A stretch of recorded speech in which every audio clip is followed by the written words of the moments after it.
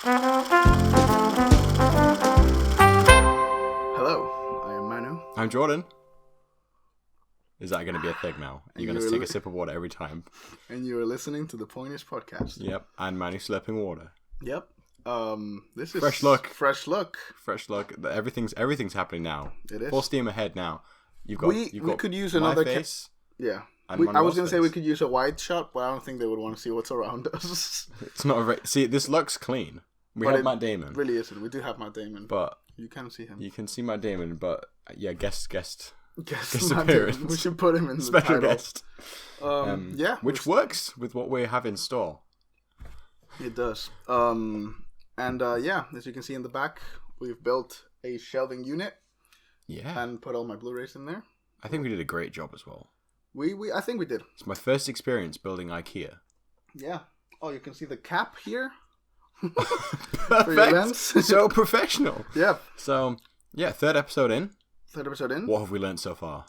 I don't know. This is the same episode we stopped last time at. Yeah, so if anything, the next episode is where we break new ground. We haven't. Who knows where we'll go? We've never done it before. What an adventure. So, third episode. Once again, this is going to be fantastically structured. Yep. Zero tangents. Yep. Perfectly paced. Perfectly. Riveting content. Absolutely. So, we have a couple of things to talk about already. I mean, if you listened to last episode, our In the Loop section consisted of Gone Girl and Burning. Yeah. Two amazing films. Why are you whispering? We have followed up. I'm just telling everybody. We have now followed up with, I would argue, two equally amazing films. So, yeah, thank you for my echo. So, we should have a little soundboard if you're doing that. We should. So, yeah, so stay tuned for that later on in the episode. But for now, what do you want to talk about?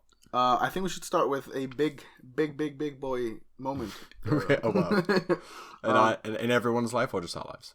Our lives. But in people's, in cinephiles' lives all around the world, I'm guessing. Yeah. We've gone back to cinema. We've gone back to cinema. We went back to the cinema. We have. And we saw Interstellar in IMAX. And what a way to christen it. What? Oh. Let's just do a little... Yeah, so I haven't been... The last film we saw was together, right? Yeah, The Invisible Man. What was Man. it? The Invisible Man. We didn't see it. Same day we saw the Fantasy Island. Oh, so we saw Fantasy Island and Invisible Man. And what a double bill it was. What a double bill it was. And he's going to... Yeah. And just because we loved it that much... We loved it that much. The Blu-ray. So, not Invisible Man. Never bothered with that. So we saw this. But Interstellar. In IMAX. And I hadn't seen it in IMAX before. Me neither. I'd only seen it once in cinemas. I saw it once in cinemas. I've seen it a few times on Blu-ray. But what an experience. It was insane. It was. It blew my mind. The sound design in IMAX sounds insane. I mean, you can just tell the moment it starts when you get the rumbling of the engines and things and the whole theater vibrates. It vibrates. It's crazy. It's like 4D. I always remember that moment in Rise of Skywalker. And when I saw that in IMAX, and there's a moment where there's lightning strikes and it ripples throughout the cinema, and I was like, that is amazing. And it was basically that, but for 3 hours this time. It's crazy. And it was amazing. Yeah. What a way to come back. So yeah, that was incredible. Yeah. But did you like it more the second time? Oh yeah, absolutely. Aside from the experience of just IMAX in general, like the film. I was 14? When did it come out? 2014. Yeah, I was 13, 14. Yeah. That's impossible. I was 12, That's 13. impossible. I was 12/13 and I didn't get it as much as I did now. It's fantastic. It is. Oh. It's so good. It's so good. And I get why people have problems with it. But on the whole, Topher Grace. I'm like, Topher Grace isn't it, man. Topher Grace is the best. And I'm like, why would you have a problem with that? It's so good. That camera, you're making it wiggle. Am I? Yeah. We're learning something new every day. We do. My shot might have been wiggling all along. Well, I was static as hell. Yeah. I look great. So, Interstellar, if you get a chance to catch it in IMAX, it might re-release where you are at some point. Hopefully. Cineworld, we went to a Cineworld. Yeah. And Cineworld are doing like a Nolan run. I don't know if any other cinema chains are doing it, but they've got like Dunkirk coming as well. And there's a Inception on Wednesday, which I'm so desperate to go to. Wednesday, not when you will be listening. Not when you're listening to this. This will have happened way past how I've just dated this whole episode. Yeah, single-handedly. Yeah. But Interstellar was great. So we watched that. Yeah, and that was pretty big. And that was huge. It was so nice to be back. It was very nice. So nice. I got very emotional. We were alone in the cinema. There was one guy, and it was an IMAX screen, so it's massive. We saw him twice. When he came he in, came when and he left. It would be weird if you saw him more than that, though. Yeah, it would. Like, what would he do? He didn't come sit next to us, is he? Hey, guys. It was wonderful. You're enjoying it. Yeah. How's it going? It's great. So it is. So, yeah, we recommend Interstellar. I recommend. If you haven't seen it, watch it. Recommend Interstellar. That little film. If you like Get Out, you might enjoy the little film called Us. So, yeah. So, apart from that, we've been watching, and it ends today, the little Sundance London Film Festival online event they're doing. Showing 3 films, 3 days in a row. Yep. They've shown, I guess, when we release this. Yeah. And we've done Uncle Frank and Luxor. And then today, as of recording, it's Boy State? Boys State, yeah. Boys State. Which sounds awesome. So we've seen 2 of them right now. The 2 fiction. Is it fiction? Yeah. 2 fiction ones. And yeah, so I don't know when they're coming out. Well, there was a Q&A after Uncle Frank with Adam Ball, and he said 3rd week of November. Okay. Amazon is, because Uncle Frank is Amazon. Yeah, it's already been picked up. Has Luxor been picked up at all? I don't know. It has a poster, which is a good sign. It does. Yeah. Because Uncle Frank doesn't yet. No, which is always weird. Yeah. But yeah, let's do a quick thoughts. Do you want to explain Uncle Frank? How do you explain Uncle Frank? Can you spoil? It's pretty obvious from the beginning, the twist. Well, that's the story. So explain. It's about early 70s. Yeah, 73. I think it was 73. Yeah, in the 70s, there's this girl played by Sophia Lillis. That's the one. That's her name. Who gets along really well with her Uncle Frank, and they live in like this patriarchal family. Yeah. Well, there's this patriarch. Whoa! No way. What's his name? Like Big Daddy or something like that. It's not Big Daddy. It definitely isn't Big Daddy. It's something like that, though. Don't laugh at me. It's Big Daddy. That's what we got. Okay, we're going with Big Daddy. So there's this Big Daddy who's like this big... Daddy. What might I say? He's a big figure in the family. Yeah, he's a big daddy. Oh my god, you peaked hard there. Oh, and one of her uncles is Uncle Frank, and she gets along really well with her. Yeah, with him, and she goes to uni. She goes off to New York, and he works at the uni as a teacher. Yeah, and basically she finds out he's gay, right? Yeah, but he hasn't told the family yet. No, it's also 1973, so it's not exactly the best environment, right? And I don't know, it's like a road trip. It's a road trip movie because the dad dies. Big Daddy dies. And this is not a spoiler. This is really early on in the film. Yeah. This is the setup. And so Sophia Lillis goes across with Uncle Frank by Paul Bettany. Yeah, and Uncle Frank's boyfriend. Who's played by Alan Ball's partner. Yeah. And he's really good, and I really liked him. It's really pleasant. It is. I enjoyed it more than you did. It's cute. It's really cute. I didn't love it. I think it's good. I think it's really good. It's Alan Ball's worst thing I've seen. But that's not saying much. Yeah. Sure. He's no, I thought it was cute. I didn't have a lot to say about it because it was just like it was. It doesn't bring much to the table, but it's nice. But I mean, while you're watching it, it's a perfect Prime film. Yeah, like it's perfect for Amazon. Yeah, and it's a perfect like Sunday film. Yeah, like after dinner or whatever, and just put on Uncle Frank. Yeah, yeah. Big Daddy dies, then away we go. Yeah, and Luxor, which was yesterday. Luxor was yesterday's. Was okay on paper. It sounds amazing. Right. Just to prove my point.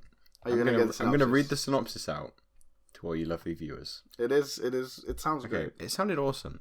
So, when British aid worker Hannah returns to the ancient city of Luxor, she comes across Sultan, a talented archaeologist and former lover. As she wanders, haunted by the familiar place, she struggles to reconcile the choices of the past with the uncertainty of the present. That sounds cool. It does. And it is cool. It is really cool. It's a very slow, contemplative film about PTSD and relationships. And like what could have been and, you know, what could be. It reminds me of Before Sunset a lot. Sure. Well, I said to you when we were watching it, it was like Columbus. Which I get, yeah. But the vibe, but without the small writing. The kind of intelligent writing. Yeah. Like the writing's fine in this. And it doesn't look as good. It looks really good. Yeah, it's really nicely shot. It is nicely shot, but it's not that's Columbus. Also like the place in general. Yeah. Which might be the same with Columbus, to be fair. But like, yeah, they're both archaeologically. Yeah, they look great. Fantastic places. Yeah, they're on point. But I don't know. It was just movie recording has been stopped automatically. Don't know why. Pause that. Was it 10 minutes? We're back. I feel like there's never going to be any episode where something like this doesn't happen. No, yeah, because every time. Yeah, it's awful. We have to figure out the cameras. Yeah. Sorry. It's fine. It is fine, but no one noticed. No one. Luxor. Yeah, Luxor. It's cool. I also realized that's it. Yeah. Yeah, it's good. It's a good performance by Andrea Riseborough. Yeah. It's pleasant. There's nothing like it's competently made. I love that we thought to record this podcast. What? Well, our viewers are really going to want to know about these two films that we think are fine. Yeah. I would recommend Uncle Frank. I don't know if I would recommend Uncle Frank to almost everyone. I don't think I could recommend Luxor. Uncle Frank's very accessible. It's fine. It's fine. It's fine. Like, and it'll be on Prime in November, so yeah. But Luxor's a bit harder to get into. Absolutely. It's just meandering. Yeah. And it's like, right, okay, cool. It's got like this very dreamlike thing about it. I didn't get that much. Oh, I did. I got that from it, but it was like, what it meant, I don't know. It's a well-made film. Yeah. With two really good performances. He's really good as well. I don't know. It's fun. You get to look at some pretty Egyptian stuff. However, there's also Google Images. That's awful. Yeah. I don't know, man. No, I liked it. I liked it. I didn't hate it. It's good. It's a good film. I liked it. I just wouldn't recommend it immediately. No, I have a feeling the director, her first film, or not, I don't know if it's her first film, but the one she got to Sundance in 2010. I have a feeling that I will enjoy that. I want to see what she does. I really want to see what she does next. Yeah, because she sounds really interesting. And there was a Q&A with her, Andrea Riseborough, and the DP, and someone else. And one of the actresses. Yeah. Yeah. And it sounded really interesting. She's fascinating. Cool. Like, how it came together is really cool. And the DP said they had because they couldn't shoot film. This is really cool. They couldn't shoot on film because it's expensive and it's just not viable.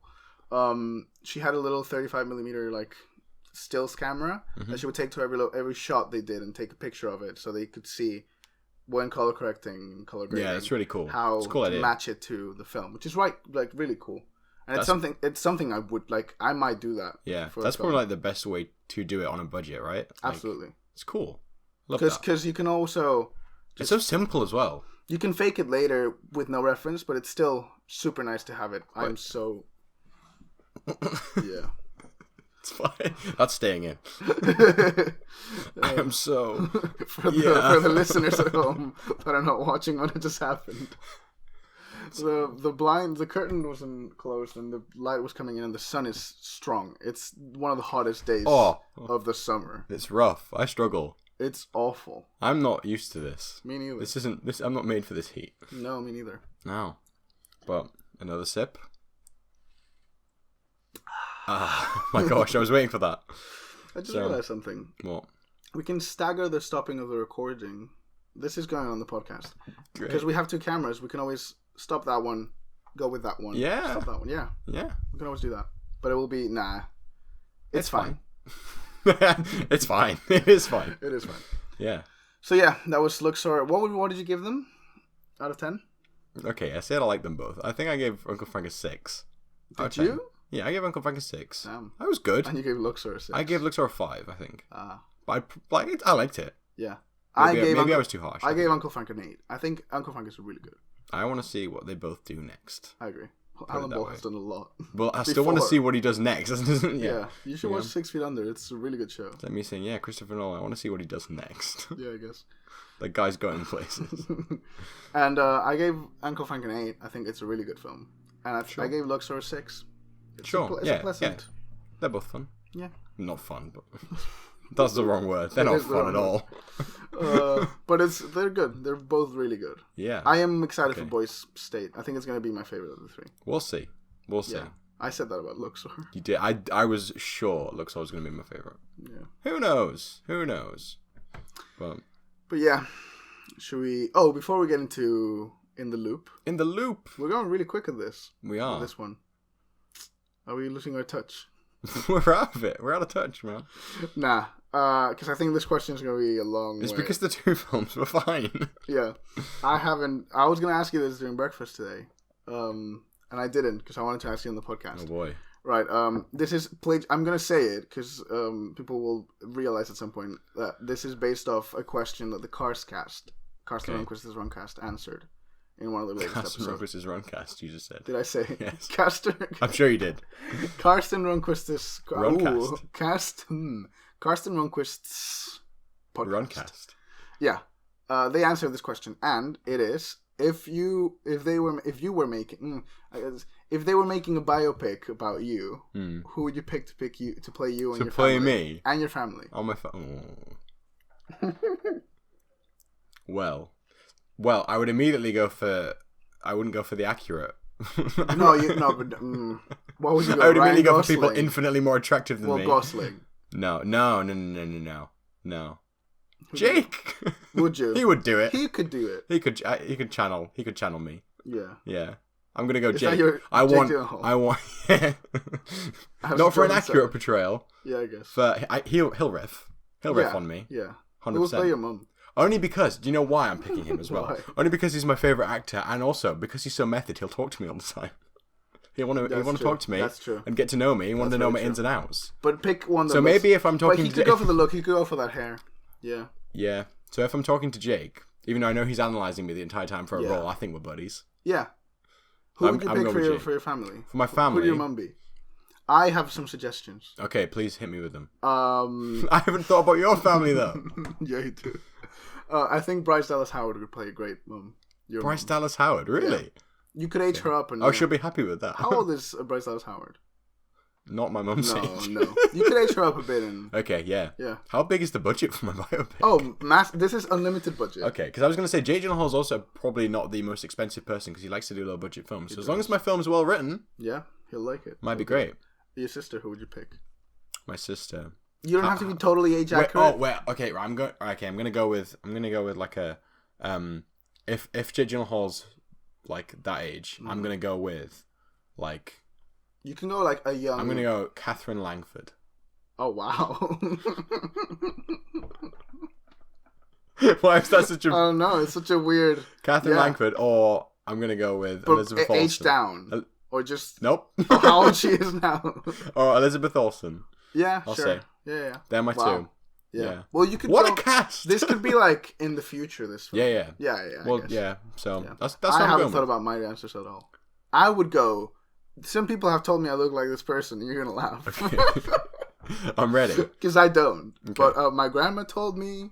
Most of my family. I'm ready. I'm ready for this. I would pick Adam Driver. Adam Driver. What a strange pick. Why? Adam Driver. Because his hair is black, isn't it? Yeah. If you browned it up. Wow, that's the best time I've ever. You browned up my mouth.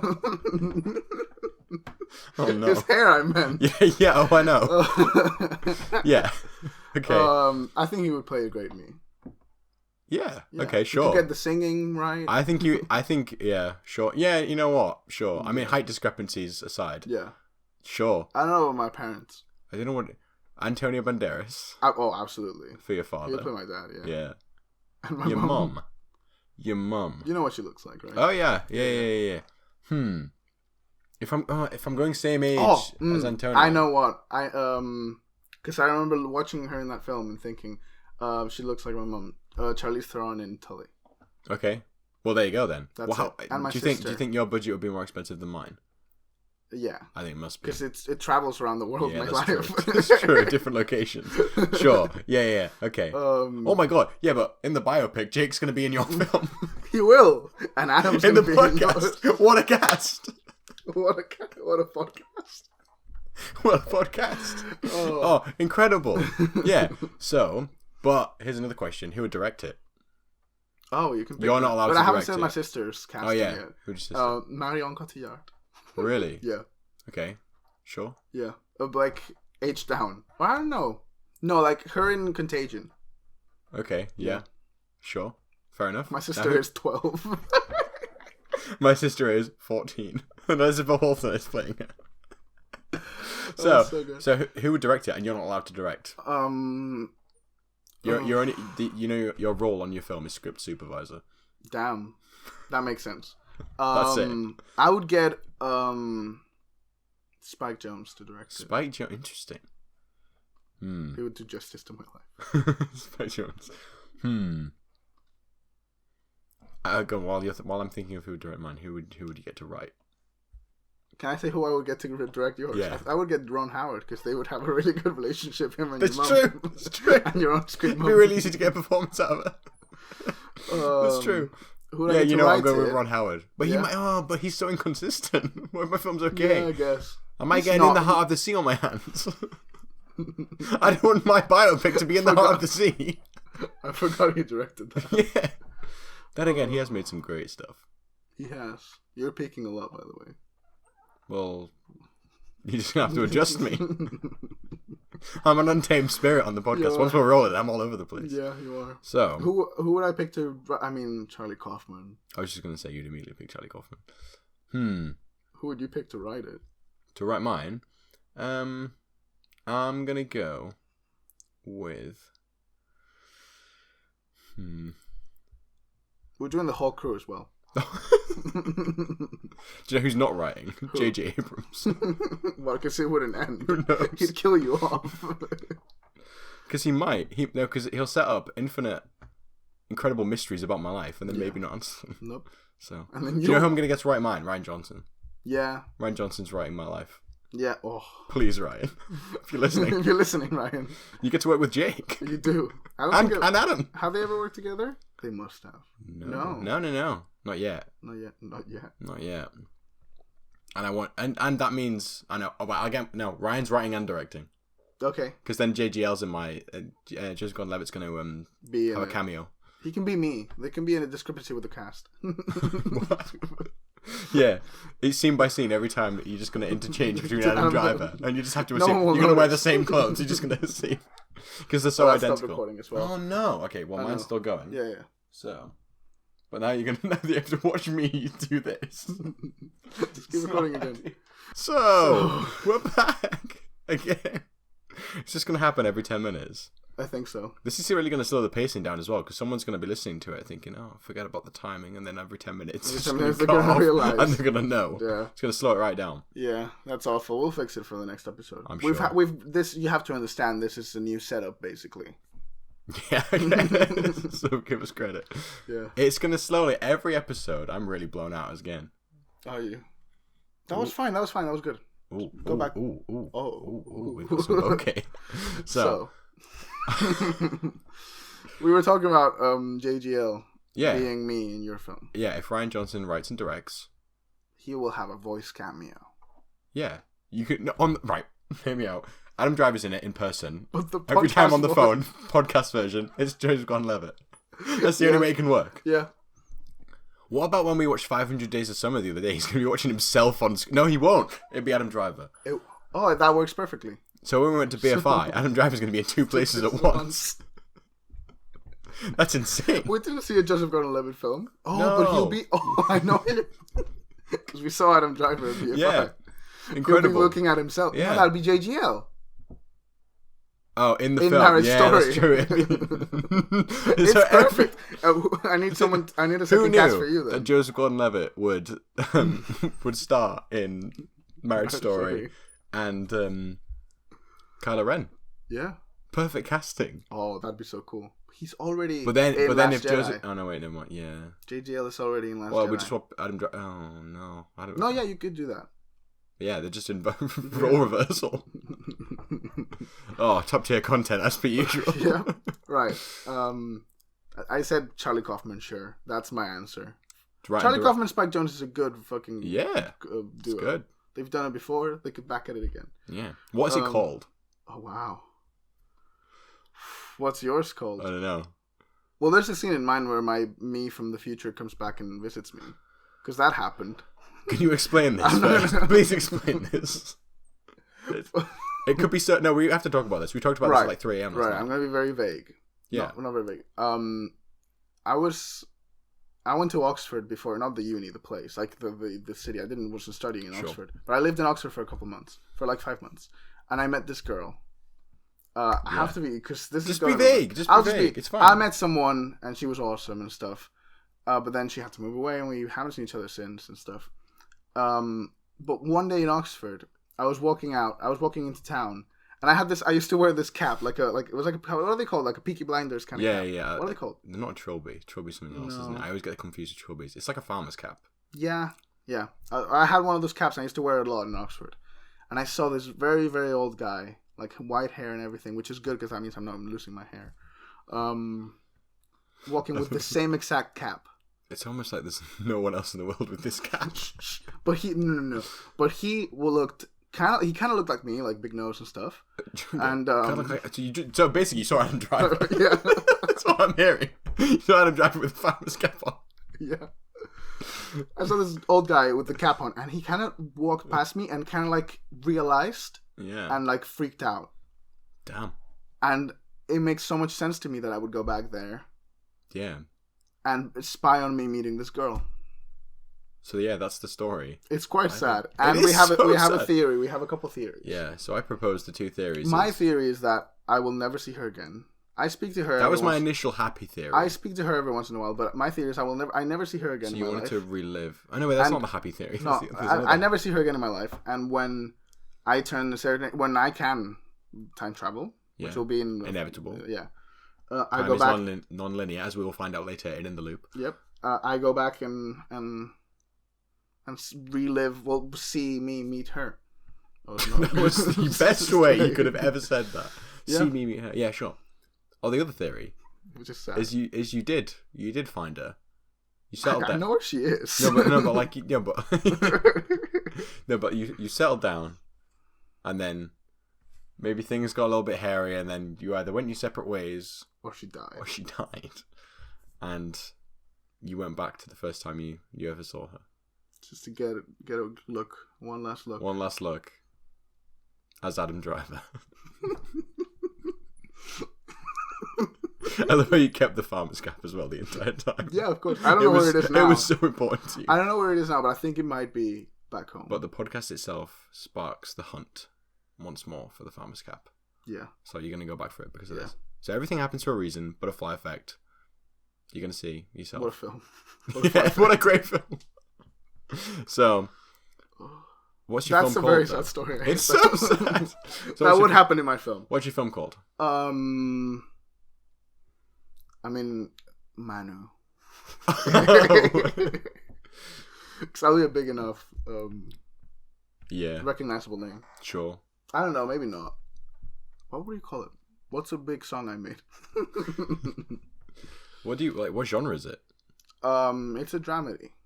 Dramedy. It's a coming of age dramedy starring Adam Driver. I would watch that. Yeah. Mine would be called Jordan the Hood.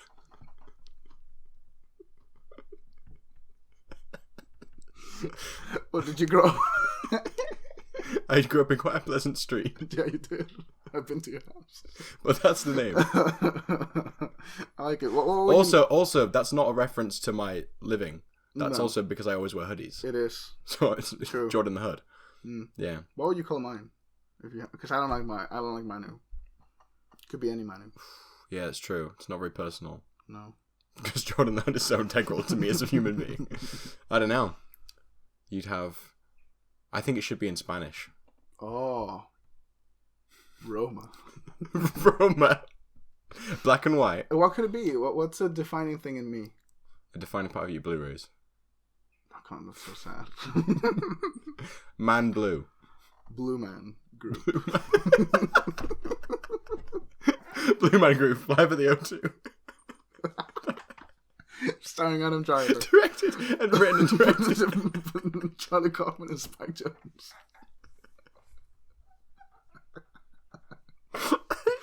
Oh, that's wonderful.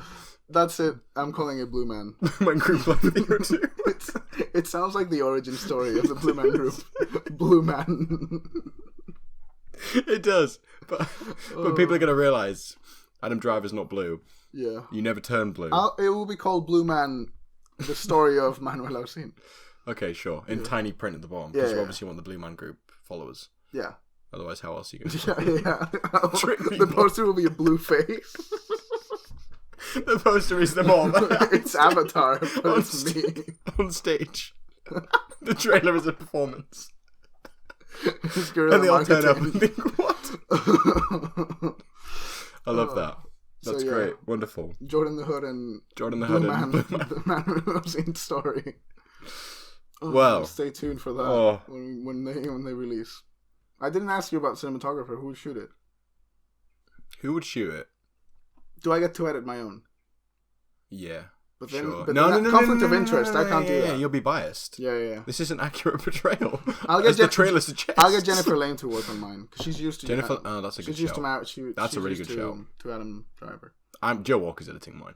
Really? Yeah. You can go Dead or Alive. You could go like Joe Walker's editing. Sally. Joe Walker's editing. Oh, I messed up. I wanted Sam Raimi to direct mine. It'd have been great. That'd be insane.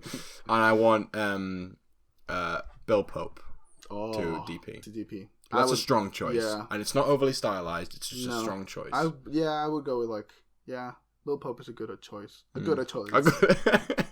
Good choice. Oh no. Well, this went off the rails so far. There was a 10-minute section where it just went off the rails. It did. I'm just waiting for that to turn off. It's been 10 minutes. Who knows? So, is it time? After that incredible... For In the Loop! In the Loop! Loop. What a great podcast we have. It's so good. So In the Loop, we were going to call it... the two films were Arrival and Enemy. The word we generated last year. It's been so long. Yeah, the word we generated last week was... Lecture. So we picked two films that collectively have 3 lectures. And so, as you've already seen from the title, we've changed the name for this double bill. It was originally... normally, we combine both names, right? So we had, Burning Girl. We had before a bunch of other stuff. Open Your Wolfman. Open Your Wolfman. Stuff like that. We tried, and Our Enemy was the best we came up. Arivnemy it was. Arivnemy, which is terrible. Yeah. I've suggested Double Billeneuve. And I think it is a double bill. It's an accidental. Denis Villeneuve films. Yep. So, we're going to talk about Arrival and Enemy. Yep.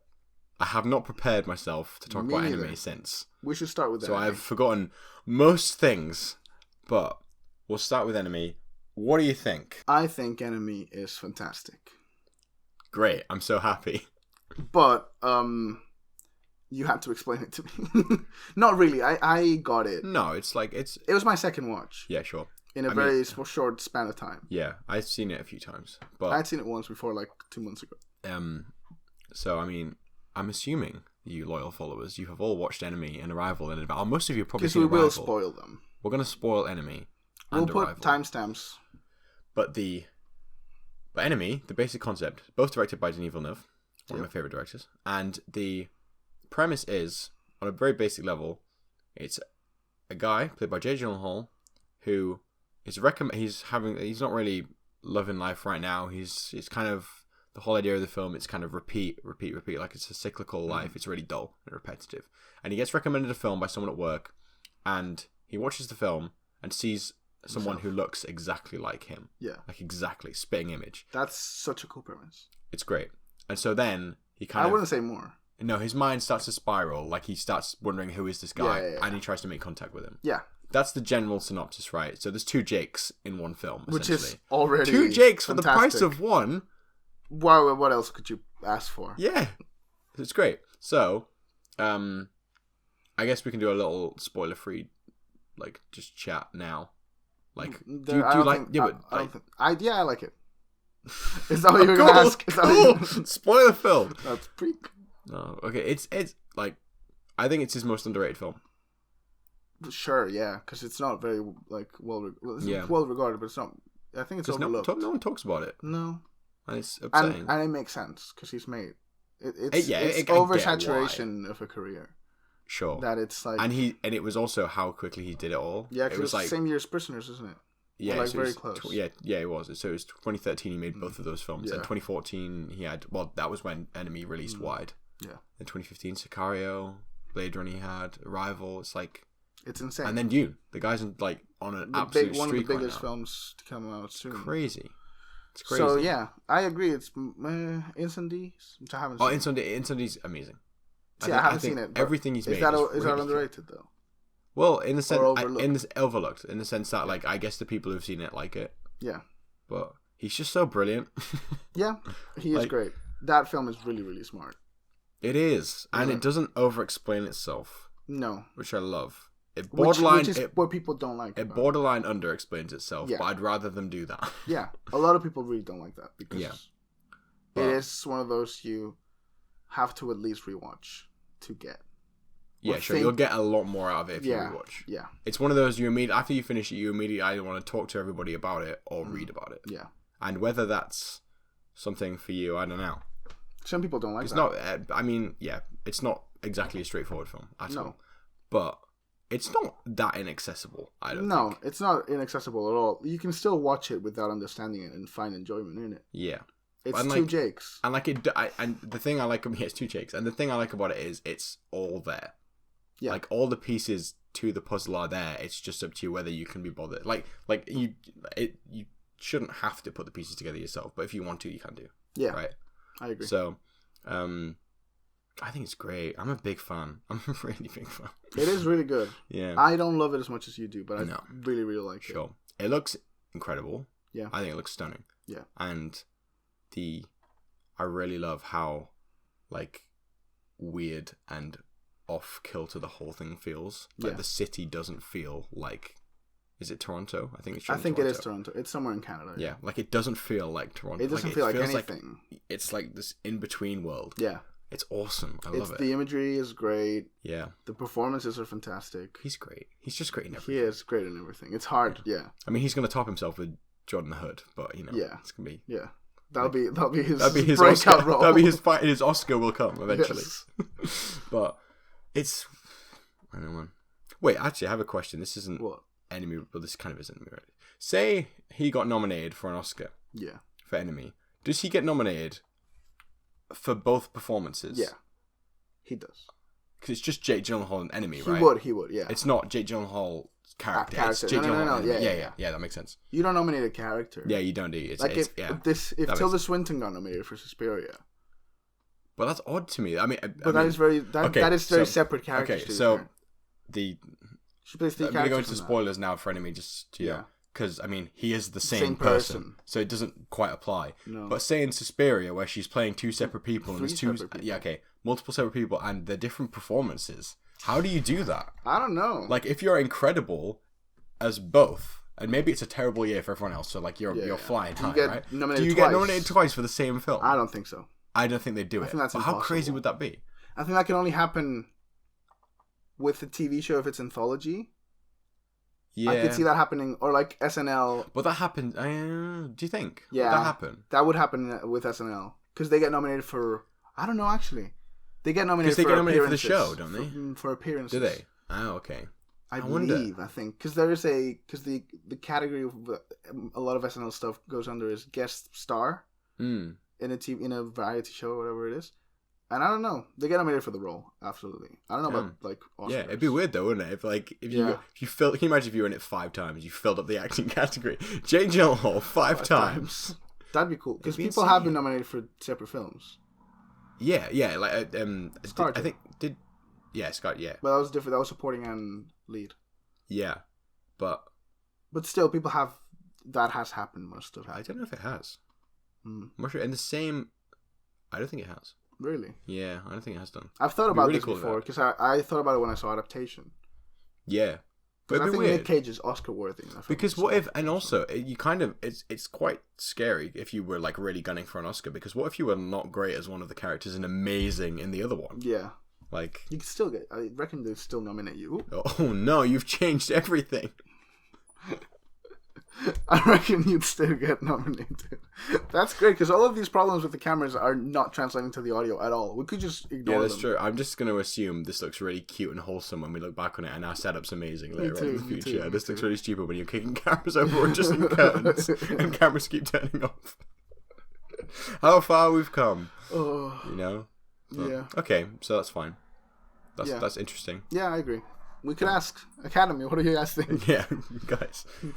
But spoilers anyway. It's the same person. Same person. Is there anything we both don't get in it? I think I get all of it. Can't think of. I get all of it now. Yeah. First time I didn't understand anything. Did you know they were the same person? Did you get that? I gathered. I thought about that since they appeared. Possibility. Yeah. Because it's really well, like, he shoots it so cool. Like, the way it's done. Because, I mean, you could look at the whole thing as if none of it happened. Yeah. Because I know there's a clip, I think it's on a Blu-ray, of Denise saying that the whole thing plays out in his subconscious. So the whole film might not actually happen at all. Yeah. That is an interesting And it might just be, like, him, like, in his head the entire time. Yeah. Which makes sense. It does. I guess, because they're all figments of his imagination in that sense. Or he is. Those two characters are figments of his imagination. Yeah. But, I don't know. It's cool. It's cool to read it like that, but I think it's not that. I wouldn't have said it's that. I think there's one version of him that's absolutely doing all there. of these things. Yeah. And you just... It's really scary. Yeah, it's terrifying. Yeah. But I think he plays with it really well. And the especially this school. I was talking to you about it earlier. When she calls him up. And you see him pick up the phone. And no, she so they're at this they're at the college where he works, and the pregnant wife goes to history teacher Jake Gyllenhaal's work to see him, and that Jake sits down and talks to her as if he doesn't know her. Yeah. And she's freaking out, and just as history teacher Jake walks away, she goes, "I'll call my actor husband." And just as he passes the building line, he answers the phone. Yeah, I didn't notice that. Oh, damn! It's really like if you watch it again, it's really clear. But it's just cool. I love stuff like that. Yeah, because you immediately it's very masterful. It is. It's just understanding 100%. Yeah, what you're doing. Yeah, which I find he does that all the time. Like everything in a Villeneuve movie feels so specific. Yeah. There's not a wasted moment. Ever. No, there's not. Ever. And that is definitely down to, I think, the editing as well. Is how clinical it feels. That one so wasn't Joe, was it? Enemy. I don't think so. No. It's so precise. Every single cut. So you think there's a reason. There's a reason why that cuts. It's not coverage. That frame. Yeah, it's not coverage. There's a reason it looks like that. And going to Joe Walker, I don't think the Enemy was, but Joe Walker hates coverage. Yeah. He called it. We can say this, right? Yeah, we had a masterclass with Joe Walker. Yeah, he was great at uni. He's edited Blade Runner 2049. He edited Arrival, 12 Years a Slave. Yeah. He's great. Hunger. Yeah. Definitely Shame. I don't know about Hunger. Oh yeah, it was one of them, and there was he's Widows. Great. Yeah, he's incredible. He is fantastic, and he called Sicario as well. Yeah, he called coverage the C word. He hates it. Yeah, he really doesn't like it, and I think it shows 100%. I get that as well. As 100%. An editor myself, I get that a lot. Yeah, because we get taught, don't we? That we get taught that you shouldn't rely on it ever. No, and I guess every time I've either storyboarded something or planned on something, I've never thought, I'll have that in the wide anyway. Yeah. And I don't know if I should. It's dangerous to do it when we did our second year films. I got a master just in case. Because it was a very tight schedule, so I didn't want to... But did you plan for that in the storyboard? No. You didn't? Because I had a wide shot once in the storyboard. But I needed it just because in case it was, long story short, it was shot in a hotel. You know this, but it was shot in a hotel. We had the hotel for one night, and in case we didn't get to shoot the whole thing, I needed the film to be shot. Which makes sense, but I remember. But when it's a massive budget, I don't understand why you would. When you can afford if you know, I mean, it's not about the budget. It's about the limitations. If you don't have any limitations, why wouldn't you? It's just we get taught not to, because people refer to it as a safety shot. Yeah. And we get taught you shouldn't. It limits you. Because it's like a crutch, right? Yeah. Like it's like, oh well, we have that. Yeah. So makes sense. In theory, it makes sense though, because it's the idea that you have something, like if it doesn't work, you have something to fall back on. But if it doesn't work, you make it work. That's what's so fun about editing. But one of my favorite things to edit ever. We made a film called Pickle. You remember Pickle? You made Pickle, yeah. Yeah. Editing that was this film about two hitmen discussing burgers in a car, and it was very, very improvised. We shot it and edited it and everything in 48 hours. So the script wasn't really finished and stuff. So it was just very improvised, and that meant that continuity was hell. Yeah, because we shot. See, but that's a case of shooting coverage being bad as well. So we shot coverage, but because it didn't match perfectly, it didn't make my job easier at all. Yeah. So it was a matter of trying to find creative ways to fix coverage and editing on action, and it's so much fun. Yeah, I get that. That's a completely different way of looking at it though as well. Yeah. Because I would never look at it like that as a way to try and work around it. I would immediately, like when I storyboarded mine, which I never even shot in the end because of all lockdown and stuff, but I storyboarded it as if I edited it, right? Like it was edited in the storyboard. Like you could go through the storyboard and it's effectively a graphic novel, right? Like, and there's upsides to that because it means you know exactly what you're shooting, right? You have like shot by shot, you know exactly how it's going to fit together and what movement should be in what frame. Yeah. But at the same time, it's like, well, if that doesn't work, you're kind of screwed. Yeah. Because because that's all you've got. And people would say, so then just get coverage so you can just cut to the wide. Yeah. But that fucking hinders the film. But I don't like that because it's like then it's awful. It's gonna immediately feel like you've shot wide, and it's not supposed to be there. Cause it's gonna feel out of place because you've shot everything else. As if it all flows together. But if you don't and you have a problem and you fix it, it might look weird, but it will look creative. Yeah. So I'd be curious to see how like that team, like Denis, Edgar, Walker, and stuff, kind of approach something like that. Yeah. Because sometimes it's awful encountering a problem and being like, I don't have the footage. Yeah, like there's we are a missing line a shot here that it's not there. Yeah, and it's like, well, what do you do? But sometimes you can get rid of lines like that way, and it makes the story better. It's so good. It's great. Well, I love the way Joe Walker thinks about it. Yeah, because he is of the mindset of also fixing a lot of things. Like, let's make a mask around this and have her react to this later. And they're invisible. And they are. And purists hate that. I don't get that. You should never... But if you have the tool to do it, why not? Why not? Why not take advantage of it? It's so good. Yeah, he's great. I really loved it. Yeah. But...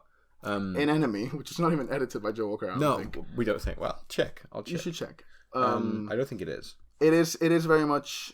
But it's his sort of style. Yeah, like it's the editing is very much... I wouldn't be surprised if there's some stuff like that.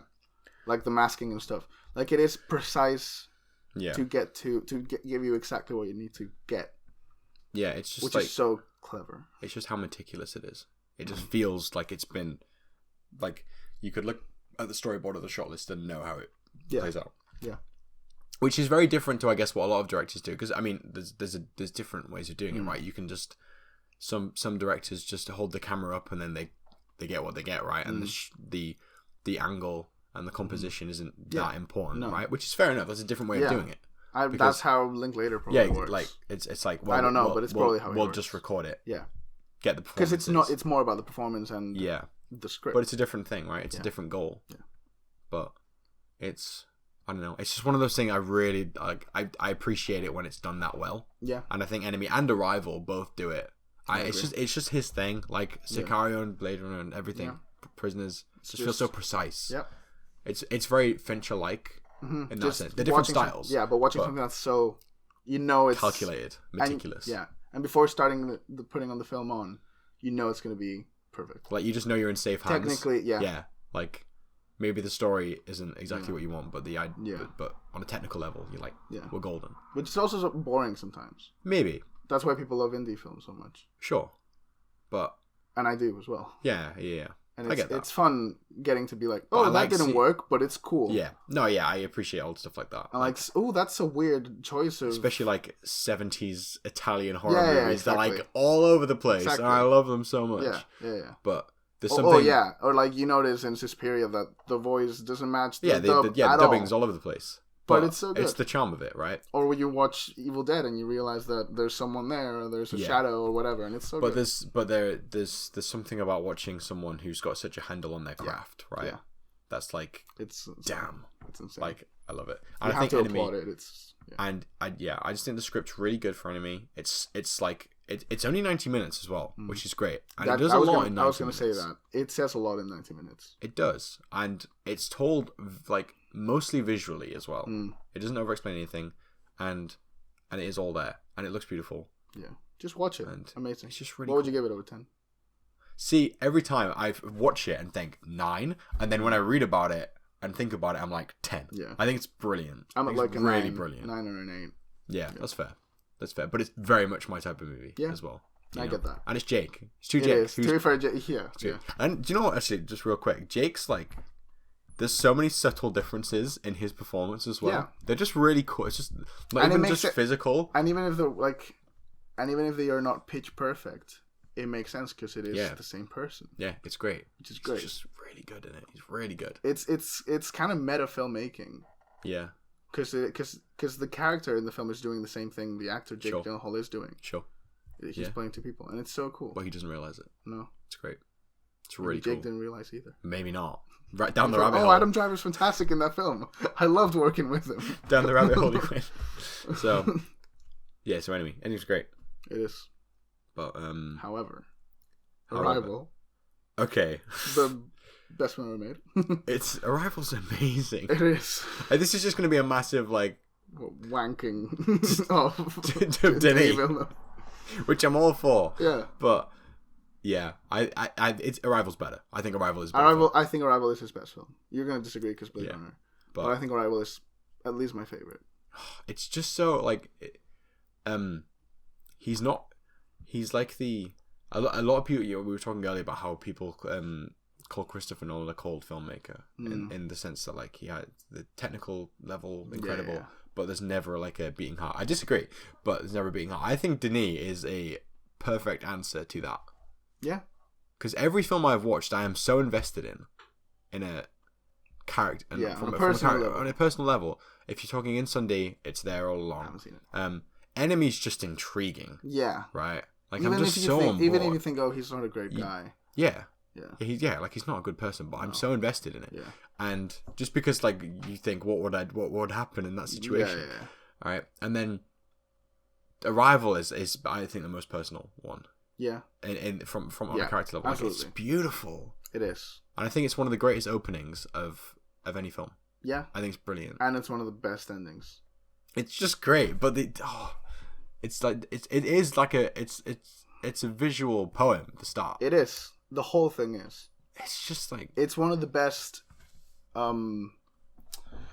are you trying to say? I'm trying to say like the themes are just ingrained in the film as a whole. Yeah, it's in its DNA. When you think about the film, you think like Amy Adams in the film. Yeah, and it's so cool.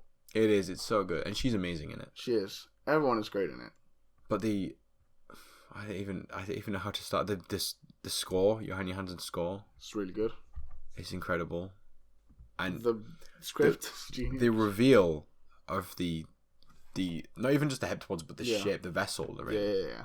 It's amazing. All of it. The iconography is insane. It feels so alien, which is so hard to do. Yeah. To feel like, because I don't know, there's something about. It's like nothing that's ever. Like it's just a big pebble, right? Yeah. But there's something so wrong about it, and it just feels like the way, kind of the score creeps in as the camera pushes in across the kind of the horizon, and it's so good. It is. It's so good. And just, I love the message as well, which is really weird considering it's about language. But like the message of the film is really nice. Yeah, and it makes me so happy every time I see it. It's just like everyone should see Arrival. I agree. It's got a great message. Yeah, it's really well done. It is, and it would not work if you don't believe in Amy Adams and Jeremy Renner. No, and I buy them 100% of the way. I think they're great together. Yeah, their relationship really well. Together is amazing. Yeah. And it's so... I was thinking about it because we literally just watched it. Yeah. We don't get a lot of time with Jeremy Renner. No, you don't. Before they start getting close. Which is so impressive. Yeah, you don't get... I mean, you obviously get quite a bit of time with Amy Adams beforehand. Mm-hmm. Yeah, but you meet Jeremy Renner and then... It's quite a quick film. Yeah, like it's brisk. Like it starts out pretty... They don't feel like... How do I even explain it? They feel like the character itself feels like a tool, right? In the sense that he's implemented at the perfect time in the film. But I believe in him as a human. Like, I mean, because Ian. It's Ian, the scientist, right? The researcher. And I just immediately buy it. And he doesn't he is integral as well. Like, he discovers things on his own. He does. Which I really like. He does. He's not like, I'm just going to step aside. The film is smarter than the audience, but you never feel like it's talking down to you. Yeah. It's great. It doesn't... Because it does so through the characters in such a cool way. But it's because, as well, I think the good thing is about it, that Amy Adams is talking down essentially to everyone anyway. Those two characters are talking down to everyone because no one's listening. No. And it's like she's just trying to explain to people, right? And it's frustrating to watch because you're like, why wouldn't you just listen to her? Like, what's the issue? Why would you not? Yeah. And it's just that, like, watching like nations immediately want to draw weapons on something. You think, it's frustrating to watch, right? Yeah. But, and it's so cool because it's equally cool because the sci-fi stuff it's touching on is really cool. But then on an emotional level, it's so deep and touching, and it's and it's just really smartly done. Like it doesn't over-explain it, and when it does explain it, it's visually as well, which I'm always a sucker for. When you don't have to. This is right. I was thinking about this compared to Interstellar. Yeah, is that what you're going? Yeah, I was going to go for it because they do similar things. Because they are similar approaches. It's sci-fi. Sci-fi is always talking about something else. Yeah. But it is sci-fi talking about connection, a human connection. Right? Yeah. And you think Interstellar over-explains it. I do. But I love Interstellar. But I think Interstellar is way more complicated. It is. It totally is. And there is something to be said for the fact that maybe you should explain it as much as you can, because if you don't grab people, then you're going to lose them. Yeah. And I'd rather over-explain it. And it's so long that you need to keep engaging. For me, I'd rather not get told explicitly and then either rewatch it. As someone who likes to rewatch a lot of films anyway, I'd rather find out afterwards. Yeah. I'd rather than the film explain it to me, because then that explanation's going to be there every single time I watch it, you know? Yeah. So even if I do understand it, I'm just going to get told again. Yeah. Right? But Arrival just does it in a really natural way. That's my difference in Interstellar. I think Interstellar, I think it's a masterpiece, right? I think Interstellar's amazing. I agree. But I think there's a couple lines in there that you could just remove. Fair enough. And like, it's fine. I don't mind when I watch it. But I don't think Interstellar is... I know Interstellar. But Arrival... I don't think you could remove I think it does it much second more. of Arrival. Yeah. It's also really way lean. quicker and shorter. Yeah, they're doing different things, shorter, right? Like, they're both huge, but... Yeah. But Interstellar crosses a galaxy, multiple galaxies. Yeah, it does. And it's back and forth. And like, it's trying to deconstruct love as an emotion, whether it's like what it is, right? Something we can't and why explain. It matters. Like the intangibility of love, right? Yeah. And I guess Arrival's doing similar things, but it's not tackling something as broad as that. No. But it's still genius. It's great. It's really, really good. And I wouldn't have picked Denis to do that. No. Genuinely. No. If you look at his previous stuff. However, looking from Arrival, Blade Runner, perfect to do everything else. Like Dune and Blade Runner make perfect sense. Yeah, I agree. Completely perfect. But when do you... Okay, this is spoilers for Arrival now. When did you first realize what it was doing? Because I think on second viewing it's way earlier. Like, second viewing is as soon as her daughter says, we're pitching a TV show for school, and this one's called Mom and Daddy Talk to Animals. Sure. That's the moment I realized. But oh, is that the first time? Yeah. No, the second time. The second. Because it's different the second time, because obviously you know. Yeah. But at what point in the story is it clear to you? Is that when you think the film's tipping its hand, in a sense, and giving you a clue? To me, it is when she is talking to Costello, and she says, "Who is that kid?" Yeah, that's what I would say. Who is that kid? I think that's when it is. I'm pretty sure. I think that's when it's... Maybe it's not designed to. No. Because when I first watched it, I didn't get it till maybe not far from the end, right? Yeah. And I was like, oh, okay. Yeah. But that's when it's blatantly obvious. Like, that's when it's like off. All the cards are on the table, right? Yeah. But because that is, and Costello explains. Yeah, this is what's happening. Yeah, he does explain. This is why we're here. We not in that sense, but like the idea of her daughter not being born yet. Yeah. Yeah. Oh, it's so good. It's so good. I love it so much. It's one of the best cries ever. It is. Because it's such a wholesome film. It really is. And it also brings up so many questions, like straight away you think, would I do that? Yeah. And it's like, Would you? I don't know. That's what's good. It, yeah. But it's like, would you rather not have it at all? Yeah, is not having it all, not having it at all, better than just or worse than losing it? Spending that time is the time there, because it's not, because I guess it's bringing up like, still the journey still exists. Yeah, it's kind of what it's saying. Destination's not important, right? Yeah. But would you rather not have that at all or still have the journey, right? It's rough. It's like, what do you do? Yeah. And I don't know, but like even if you disagree with it, you still understand why she would do that, right? Mm-hmm. Like, I don't know. I think it's really good. I think it's really well done. I agree. It's like, but wow. So that's Arrival. Arrival. Damn. Oh wait. What would you give it? I think it's 10. I think it's a masterpiece. Yeah, I agree. But it's perfect. It's one of the few perfect films. One of the few perfect films. I don't know about that. There are many perfect films, in my opinion. It depends. Yeah. Well, right. We're gonna have this conversation now. I think Back to the Future. What do you define as perfect, though? A film that I think a lot of factors. You couldn't change a frame of it. You couldn't change a second. If you. That's so difficult. I know. A film that you couldn't change anything. The cast and crew has to stay you couldn't change anyone from there. Yeah. And so you don't think the final product is, you cannot change anything. Exactly. It would be what about no one else could. What do about it. Loopholes and stuff though? I don't care. I think loopholes are stupid. Yeah. Okay. So. Oh wow, that just happened? Died. It's dead. I think it might be. It's fully dead. Wait, no, give it to me. Oh no. To be fair, I think it is. We might have to go wide. For what happened? Wait, let me check something. You want to stop recording? Yeah, sure. So my camera committed suicide. It just died. It didn't even say like beep or anything. It went black. You just put it in the fridge? Yeah, I put it in the fridge because I think it Which I've never seen before. I put it in the fridge. Oh, it died again. Did it really? Yep. Turn it off. Fuck. Give it to me. Turn it off and give it to me. How do you turn it off? What is that?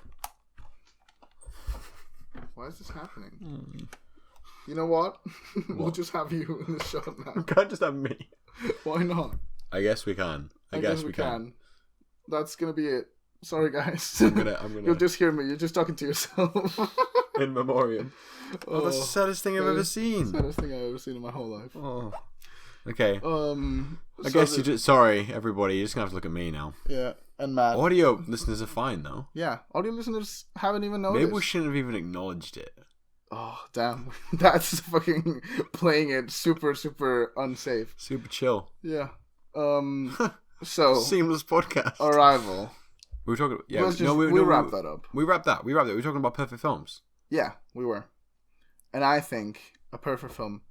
This is gonna be so good to edit. It's just you now. So easy. Unless I leave. I said a perfect film is just a film where you couldn't change anything, and I don't think loopholes are a fair criticism at all. That's fair. Depends. Yeah, but okay, sure. I know some people say that if your story has a loophole in it, then it's not as tight as it could be. Sure. Depends what you define as a perfect film. I think the script has to be tight, but then again, I think Back to the Future is a perfect film, and it doesn't make any sense. My definition is a perfect film. Obviously, it's subjective because the film is subjective, right? Yeah. But I'd say a perfect film is a film that I can look at and not have any problems with it that bother me. I would agree with that. I agree. Yeah. I just think it's there's nothing in it, even if there's plot holes, right? Yeah. Let's say I love The Dark Knight Rises, right? There's plot holes all over Dark Knight Rises. Yeah. That people say anyway. People always bring up the plot holes of Dark Knight Rises. Yeah. But I watched that film recently, and it never once came to mind. Well, that's not logical, right? I don't even think about it, and if I don't think about it, then it's fine. Then I'm not saying Dark Knight Rises is a perfect film, but that idea is the same. So I get that.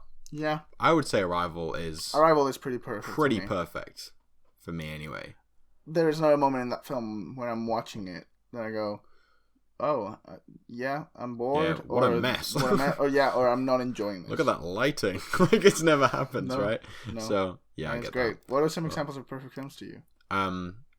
To me, I think Raiders of the Lost Ark is a perfect film. I would agree.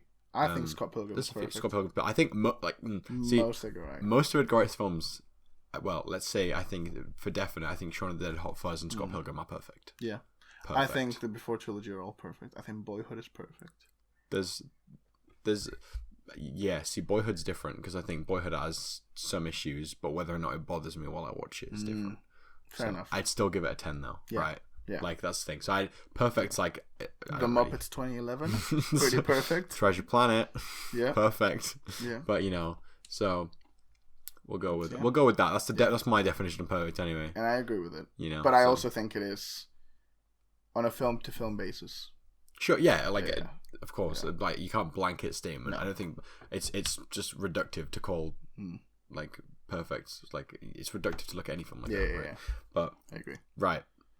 To close off the section, should we try the camera again? In the Loop. Yeah.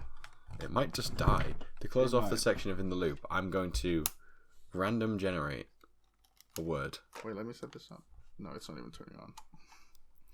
So tragic. It is pretty tragic. Are we still going? Is this still going in there? Give me a sec. Oh, it is hot. I think it's just overheating. Is it? Put the battery in the fridge. I think maybe the battery. I love how one podcast episode has murdered your camera. Yep. So we'll figure this out. We'll borrow someone's camera. As I said, looking back, this is going to look super cute. It will. Just a shot of you. Yeah. Maybe we should swap seats every time we want to talk. Or, hear me out. What? Mirror the image and it'll be like Enemy. Because Jake Gyllenhaal is talking to himself. Yeah. And we know. We could just do this as well. We could do a little... Do that.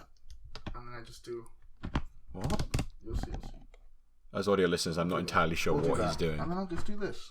Oh my gosh. And we'll finish the episode. I don't know if you... Right, audio listeners, he is leaning on... Oh my god, the lighting's all off now. It's just a black screen now. Wait. Ow. We have to open this one. Oh. Why? What's happening? What are you doing? So bad? I'm going to open it. Why is it so bad? Oh, we can just open it. It's the lighting. But I'm close. Oh my god. There we go. That's it. And Matt Damon's back. Matt Damon is back. Okay. We'll just finish the episode like this. Let me get...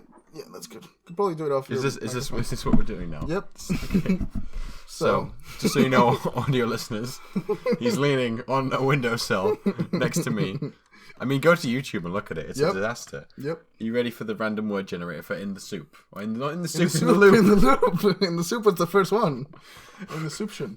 Yeah, okay. So to close off the segment of In the Loop, we're going to This is a mess. It's fantastic. It's fantastic. We're going to randomly generate a word.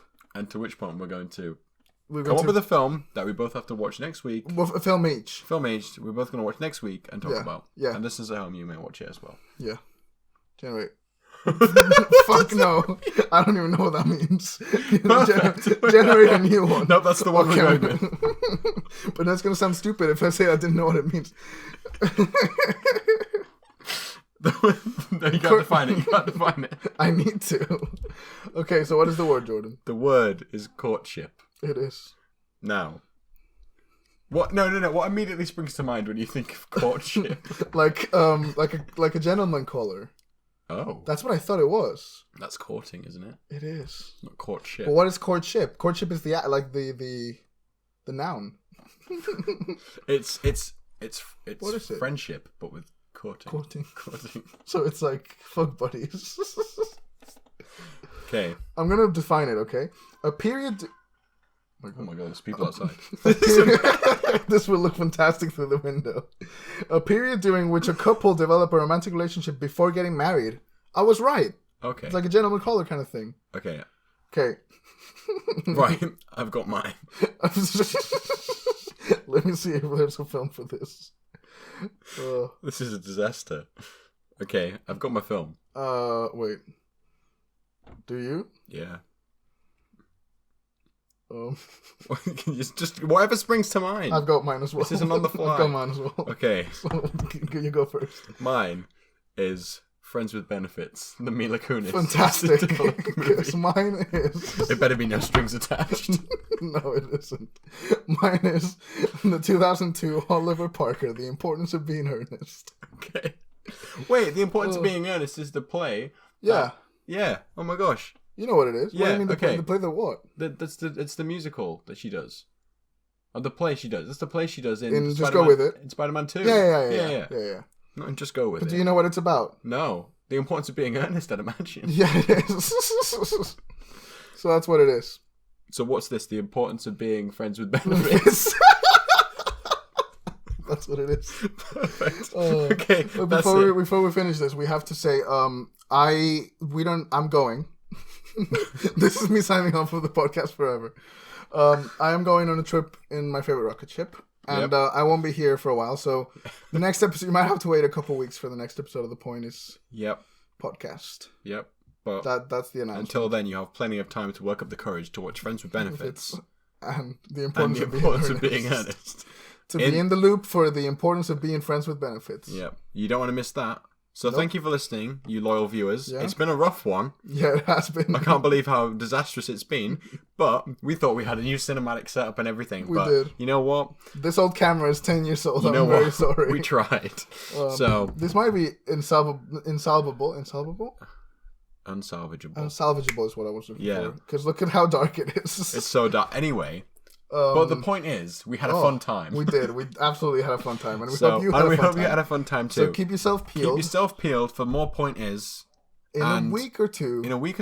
More than a week, definitely 2 weeks. Re-listen to the episodes we've already recorded. You can go to the gym. You can do whatever you want. Sit down. You can run while listening to the Point Is. You can do whatever you want while listening to the Point Is. But from myself, Matt Damon, and Manuel, we're signing off. Thank you very much. So thanks for watching and listening. Goodbye. Incredible. What an episode.